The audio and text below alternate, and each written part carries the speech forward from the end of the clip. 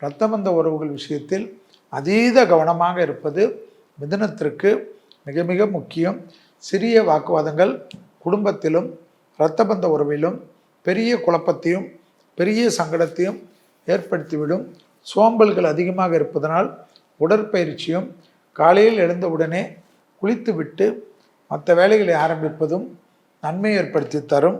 இடமாற்றம், வீடு மாற்றம், மனை மாற்றம், உத்தியோக மாற்றம், சுபகாரியத்தில் இருந்த பாதிப்புகள் பரிபூர்ண நிவர்த்தி ஏற்படுவது கண்கூடாக பார்க்கக்கூடிய நல்ல காலகட்டம் என்பதை ஞாபகத்தில் வைத்துக் கொள்ளுங்கள். தொழிலில் இருந்த சிக்கல்கள் தீர்வது ஆச்சரியத்தக்க அளவுக்கு முன்னேற்றத்தை மிதுனத்துக்கு ஏற்படுத்தி தரும்.